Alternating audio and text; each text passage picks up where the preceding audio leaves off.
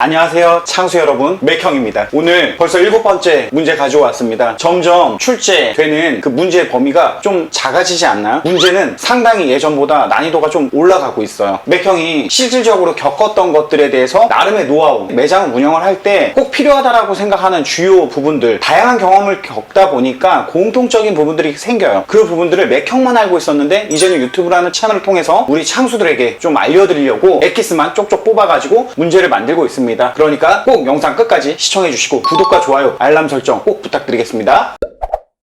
문제 한번 읽어보기 전에 지문 읽어볼까요? 지문이 점점 짧아지죠? 근데 이렇다고 쉽다고 생각하면 절대 안 됩니다. 맥형의 의도, 어떠한 문제를 만들려고 하는지 이 부분을 파악하면서 보시면 좋을 것 같습니다. 나는 맥주집 창업을 계획하고 있다. 일단은 창업을 계획하고 있습니다. 맥주집에 해당하는 문제지만 뭐 다양한 아이템 업종 역시 해당할 수 있다 해서 여기는 그냥 하나의 블랭크 정도, 그냥 빈 칸으로 생각을 하시면 좋을 것 같습니다. 일단 7번 문제 읽어보도록 하겠습니다. 데이터 통계 자료를 통해 객관적으로 상권 분석을 하는 게 아닌 주관적으로 상권을 분석 후 빠르게 상황 파악을 할 수 있는 방법을 고르시오. 문제 좀 어렵지 않나요? 일단 문제가 상당히 긴데 문제가 난해하면 제가 보기를 보라고 얘기를 했잖아요. 이렇게 시험 볼 때 저는 개인적으로 그렇게 공부를 했었는데 오늘은 보기를 읽어봐도 알쏭달쏭 더 미궁으로 빠지게 됩니다. 어쨌든 문제를 보고 우리는 한 가지, 두 가지 사실을 유추할 수 있을 것 같아요. 이거는 상권의 분석에 관련한 문제를 출제한 것이다. 맥주집에 대한 상권 분석. 그런데 여기서 보면은 포인트가 있죠. 객관적인 게 아닌, 이 부정어 중요합니다. 그리고 이게 이제 객관적이지 않은 다소 주관적인 상권 분석을 이야기하고 있어요. 그래서 객관적인 게 아닌 주관적인 상권 분석, 쉽게 표현하면은 감각으로 또 뭐 이런 노래 있었잖아요. 본능적으로 느껴봤어. 느껴봤나? 본능적으로. 자, 이런 거 뭔가 동물적인 감각으로 딱 상권을 보는 거죠. 이게 많이 하다 보면은 객관적인 이 자료에 의한, 통계에 의한, 수치에 의한 자료보다 주관적인 감각으로 하는 것들이 잘 맞을 때가 있어요. 왜냐?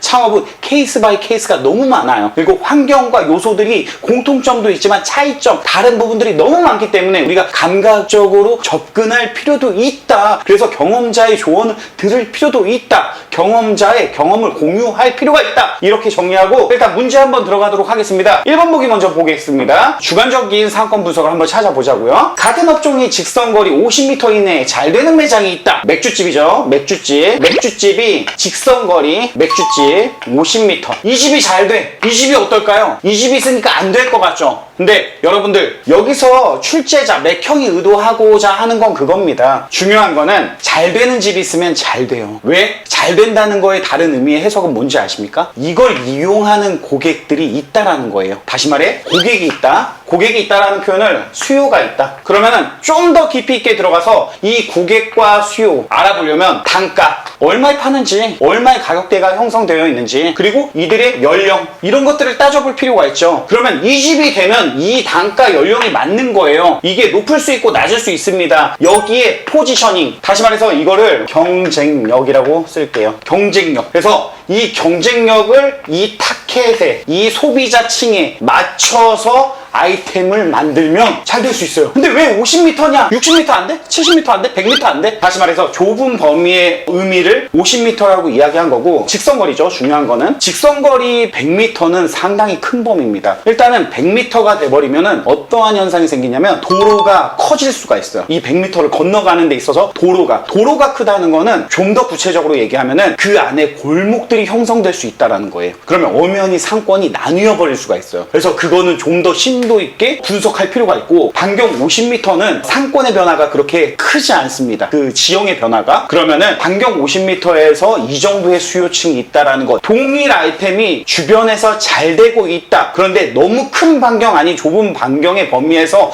잘 되고 있다. 다시 말해서 그 수요, 소비자, 맥주집을 이용하는 고객들의 특징이 뭔지 아십니까? 밥을 먹고 입가심에 한 잔을 먹기 위해 주변에 가까운 데 갑니다. 다시 말해서 충성 고객들이 그렇게 많지 않아요. 그래서 맥주집이 쉬운 것도 어떻게 보면 충성 고객이 많지 않기 때문에 내가 들어가면 그 고객을 다 받을 수 있지만, 맥주집 창업이 어려운 것도 내가 경쟁력을 갖지 않고 한다 생각하면 주변에 새로운 게 생기면 금방 이탈을 합니다. 여기를 찾는 손님들은 우리는 철새와 같다고 비유해요. 근데 이게 예를 들어 내가 맛과 분위기와 그런 가치로 승부하는 곳이면 고객은 찾아오죠. 근데 찾아오는 고객만큼 단골 고객은 이탈할 확률도 적어요. 그래서 결국에는 1차, 우리는 배고플 때 찾아가잖아요. 1차로 승부 보는 아이템들은 아이템들은 가치를 더 강하게 표현해야 되고, 물론 그렇다고 2차로 이용하는 아이템은 가치를 표현하지 말라는 말은 아니에요. 대신 여기는 가치보다 좀 더 심도 있게 봐야 되는 건 접근성.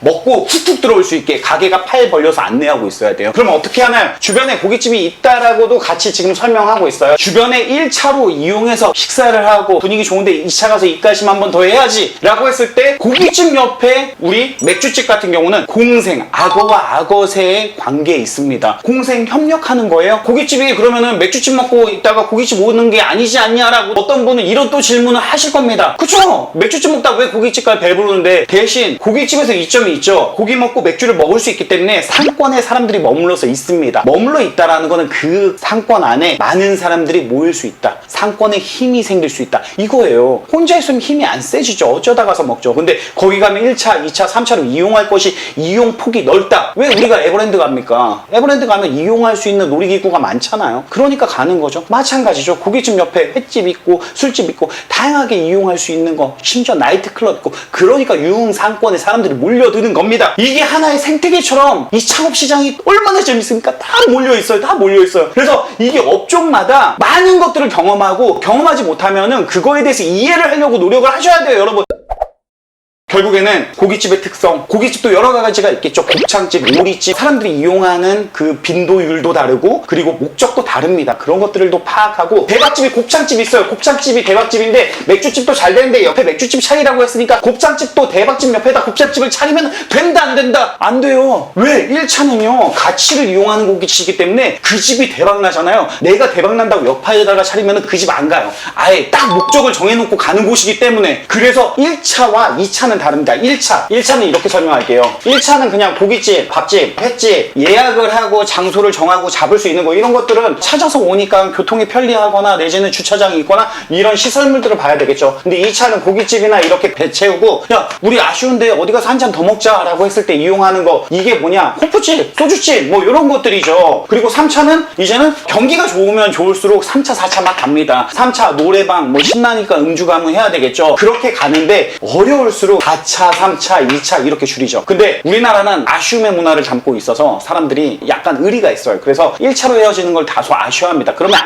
안 만나고 말아. 맥형의 주관적인 생각일 수도 있지만, 많은 분들이 제가 맥주집을 해보니까 1차 먹고 2차로 많이들 오십니다. 그래서 1차, 2차까지는 이용을 하기 때문에 창업의 안정성이 높다 낮다? 높다. 왜? 많은 수요를 받을 수 있으니까. 그렇게 해석하시면 되고, 그러면은 1차 고깃집이 많은 데서 호프집을 하면은 좋죠. 근데 1차와 2차 사이에 1.5차가 존재합니다. 1.5차 뭐야? 1.5차가 치킨집. 굳이 치킨집이라고 이야기하는 건 뭐냐면은, 치킨집은 식사도 해결하고 술도 해결해. 배도 채우고 술도 먹어요. 그러니까 간단히 먹고 헤어지려면 치킨집 갑니다. 그래서 배달용이 아닌, 요즘에 이제 뭐 BBQ나 교촌이나 홀 형태의 매장에 또 집중하려고 막 한다고 기사도 보긴 했는데, 되게 무섭습니다. 두렵습니다. 왜냐면은 그들은 맥주집이 있는데 옆에 가면은 고깃집처럼 도움을 저희한테 안 줘요. 먹고서는 호프집을 안 넘어와요. 치킨 호프 먹고 저희 가게에 넘어오는 게 아니라 치킨 호프 먹고 그냥 집에 가버리십니다. 그렇기 때문에 1.5차는 상권을 분석할 때 내가 맥주집을 하는데 홀 형태의 치킨집이 몇 개나 있는지, 이건 경쟁 점포예요. 그래서 그런 것들을 마이너스적으로 보셔야 돼요. 고깃집이 있으면 플러스적으로 보셔야 되고, 10개면 플러스 10, 치킨집이 2개면 마이너스 2. 그래서 이게 8이라는 힘을 갖는다. 나름대로의 이제 침대만 과학이 아니라 장사도 과학이고, 과학은 수학과 밀접합니다. 풀면 푸는 대로 대입해서 방정식처럼, 근해 공식처럼 문제에 보기에 대입을 해가지고 문제를 풀면 풀립니다. 어쨌든 지금 1번 잘 되는 매장에 옆에 차리면 되는데, 중요한 거는 그 업종에 따른 성격이 다르기 때문에 그걸 잘 보고, 2차 같은 경우는 잘 되는 데가 있으면 표준이 되니까 해도 되는데, 1차 대박집 같은 경우 옆에 가서 똑같은 아이템을 하면은 된다 안 된다? 안 된다. 이 점만 유의하시고, 주변에 고깃집 많으면은 좋다. 근데 치킨집이 있으면은 맥주집과는 상극 관계다. 천적 관계다. 고깃집은 공생 관계다. 얼마나 자연스럽습니까? 신비합니다. 자신이 없으면은 정말 아마존 숲 밀림 같지만, 자신 있으면 그 시장이 보이니까는 내가 그냥 사자를 사냥하는 한 명의 그 사냥꾼 같은 막 그런 느낌이 있습니다. 이게 그걸 같이 공유하고 있는 거고요. 어쨌든 주관적으로 판단하는 거 1, 2번 맞고, 3번 빠르게 넘어가겠습니다. 3번 전면이 넓고 계단의 높이가 낮고, 2층 같네요. 2층 내부에 기둥이 없다. 이거는 가게의 형태, 꼴. 제가 꼴에 대해서 이야기를 많이 하고 있는데 되게 중요하죠. 이게 이제 상권 분석을 할 때, 상권은 큰 범위의 의미고 입지는 작은 범위의 그 스팟, 그 지점을 얘기합니다. 거기를 딱 딱 지점을 봤을 때 그 가게의 면이 넓어요. 2층인데 간판이 얼마나 크게 걸리겠습니까? 얼마나 가시성 잘 보이겠습니까? 들어가는 2층의 계단이 딱 꼬여가지고 이렇게 돼 있으면 불편하죠. 이 2층이 아닙니다. 2.5층 이러면 안 돼요. 또 1층도 반계단 올라가 있어요. 이게 1.5층 이러면 안 돼요. 이 조그마한 몇 칸의 계단 차이가 소비 심리에 위축 부담을 얼마나 주는지 여러분들 아십니까? 창업을 해보고 느껴보면 압니다. 그런 자리는 보기에는 좋지만 실질적으로 장사를 해보면 손님들이 후 안 들어와요. 그래서 이런 면 넓고 계단을 오르기도 편하고 내부에 기둥이 없고 얼마나 빵 뚫려가지고 동선 잡기가 편리합니까? 그래서 주관적으로 충분히 이 점포를 보고선 예측할 수 있는 거 3번도 맞아요. 답이. 자, 그러면 4번 매물로 나온 자리에 하루 유동인구를 계산한다. 이거 보면은 얘 딱 똑똑하신 분들은 이제 보면 알 거예요. 객관적인 거. 내 생각이 아닌 숫자를 표현하는 거죠. 계산한다. 계산을 하는 거는 객관적인 겁니다. 주관적이지 않습니다. 어쨌든 상권을 분석하는데 유동인구 계산하는 거는 맞습니다. 상권 분석 시스템을 통해서 유동인구를 계산해야 됩니다. 이거는 상권 분석 시스템 툴을 돌려가지고서는 이 상권의 유동인구가 얼만큼 되는지, 하루에 얼만큼 통행량이 되는지 이런 것들을 계산할 수 있는데 사실 이런 수치적인 계산보다 주관적인 접근 방법이 훨씬 더 도움이 될 수 있어요. 이게 직접적으로 여러분들한테 피부로 와닿을 수 있습니다. 어쨌든 5번 말하고 싶은 요점이 있으니까 5번 보기도 만들었지 않습니까? 오피스, 주거, 복합, 유흥 어떠한 형태의 상권인지의 특징을 파악한다. 여기 회사가 사무실이 몇 개가 있고 다 직장인이고 슬리퍼를 신고 나와서 점심을 먹고 막 이런 것들을 보면 오피스 상권. 근데 주말에 사람들이 아파트가 많아서 가족 단위로 나오네요. 주거 상권. 더 이상 포화될 수 없는, 뻗어나갈 수 없는 딱 갖춰진 상권, 항아리 상권, 다양한 1차, 2차, 3차, 나이트까지 모여서 사람들이 모이는 유흥 상권. 이 상권의 특징을 왜 파악해요? 여러분들 오피스, 주거. 오피스 상권이면 5일 상권이죠. 주말에 상권이 없죠. 근데 거기에 주거가 들어있어요. 그러면 2일 동안도 안정적인 매출을 찍을 수 있습니다. 이걸 복합 상권이라고 하죠. 복합 상권인데 임대료가 비싸요. 뭐 형평성을 따져보는 거죠. 이제 그 이후에. 그래서 이게 왜 중요하냐? 저는 여러분들 감히 맥형이 진단합니다. 유흥 상권 저는 절대 안 들어갑니다. 왜? 해봤으니까. 유흥상권 임대료 비싸죠. 너도 나도 들어가고 싶어 하니까. 왜? 눈에 보이는 유동인구 많잖아요. 홍대 봐요. 주말에 막 이러고 다닙니다. 이 질병에 대한 문제가 없었을 때는. 이태원도 마찬가지고요. 근데 제가 유흥상권에서 영업해보면은 금요일 토요일 막 하루에 1,000만 원씩 팔아요. 근데 평일에 8만 원 10만 원 팔고 있어요. 그러면은 주 5일을 사람을 어떻게 쓸까요? 주 2일만 나오라고 해도 될까요? 사람은 안 되잖아요. 인력 관리하는 게 너무 어렵습니다. 그래서 주 5일 바쁘고 주 2일 러프한 게 훨씬 낫죠. 근데 러프하다는 표현이 어디 있습니까? 장사하는데 일주일 내내 바쁘게 만들어야죠. 그러면은 복합상권. 복합상권이 임대료 비싸면 어떻게 합니까? 복합상권이 임대료까지 형평성 있으면 참 좋은 상권이죠. 근데 오피스만 형성돼 있고 주거가 뒷받침되지 않는 여의도 상권 같은 경우는 빨간 날은 다 쉬어야 됩니다. 그래서 이런 것들에 대한 장단점들을 구분해서 내 아이템이 어느 시장, 어느 상권에 들어가야 되는지 그 특성 파악, 특징을 파악하는 게 정말 중요합니다. 그래서 5번도 맞는 답이죠. 어쨌든 오늘 이렇게 문제를 풀어봤는데 일단은 객관적으로 상권 분석하는 거는 4번 매물로 나온 자리에 하루 유동인구를 계산하는 거, 수치적으로 확인하는 거, 이건 상권 분석 시스템 툴로 확인할 수 있는 거. 근데 사실 유동인구만 확인해 봐서는 내가 이 자리에서, 이 상권에서 잘 될지 안 될지는 사실 모르는 겁니다. 그래서 이렇게 객관적인 자료는 가깝게 들어가기가 쉽지 않아요. 그냥 통계에 대한 수치이기 때문에 이 사람 생각도 내 생각도 그냥 생각하는 거의 기준에 따라서 다를 수밖에 없어요. 뭐 예를 들어 경쟁 점포 대비 내 점포가 들어가면은 뭐 점수가 나오잖아요. 점수가 이 상권이 안정성이 높다 막 이런 높은 점수를 받는다고 해서 그 상권을 좋아해서 들어가면은 큰일 납니다. 이게 객관적 수치에 잘못된 오류를 설명하고 싶어서 맥형이 이렇게 얘기한 거고, 평균 매출에 대한 오류도 있습니다. 예를 들어 내가 그 지점을 찍고서는 반경 몇 미터에 있는 업종들의 평균 매출. 제가 옛날에 홍대에 들어갔는데 한신포차가 제가 들어간 자리와 입지가 겹쳤습니다. 그래서 반경 50m 내에 매출을 뽑아봤더니 평균 매출이 6,500이에요. 그래서 저는